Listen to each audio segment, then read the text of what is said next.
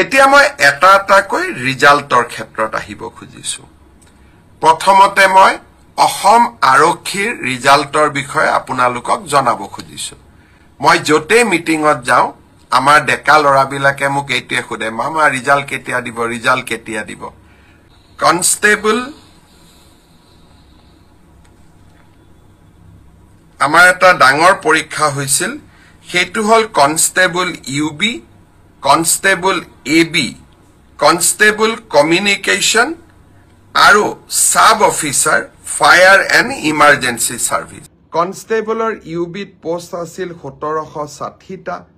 constable এবিত post আছিল 2301টা constable কমিউনিকেশনত post আছিল 466টা আৰু সাব অফিসাৰ ফায়াৰ সাৰ্ভিসত পোষ্ট আছিল মাত্ৰ এটা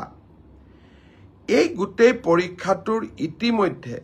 পিএসটি আৰু পিইটি কমপ্লিট হল এই পৰীক্ষাটোৰ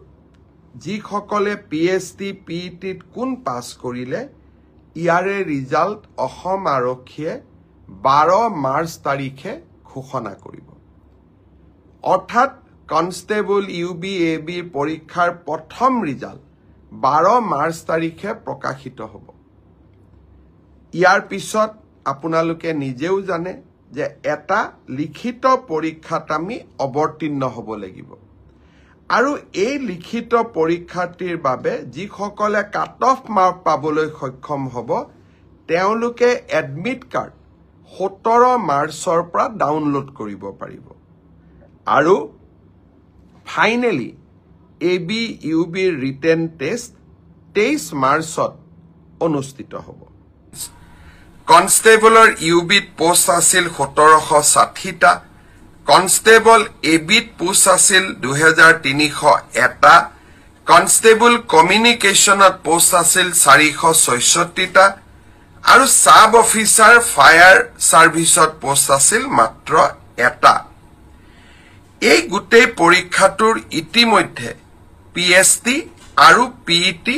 কমপ্লিট হল এই পৰীক্ষাটোৰ যিসকলে পিএসটি পিইটিত কোন পাস কৰিলে ইয়াৰে ৰিজাল্ট অসম আৰক্ষীয়ে 12 মাৰ্চ তাৰিখে ঘোষণা কৰিব অৰ্থাৎ কনষ্টেবল ইউবি এবি পৰীক্ষাৰ প্ৰথম ৰিজাল্ট 12 মাৰ্চ তাৰিখে প্ৰকাশিত হ'ব ইয়াৰ পিছত আপোনালোকে নিজেও জানে যে এটা লিখিত পৰীক্ষাত আমি অৱতীৰ্ণ হ'ব লাগিব আৰু এই লিখিত পৰীক্ষাটিৰ বাবে যিসকলে কাট অফ মাৰ্ক পাবলৈ সক্ষম হ'ব তেওঁলোকে এডমিট কাৰ্ড 17 মাৰ্চৰ পৰা ডাউনলোড কৰিব পাৰিব আৰু finally AB UB written test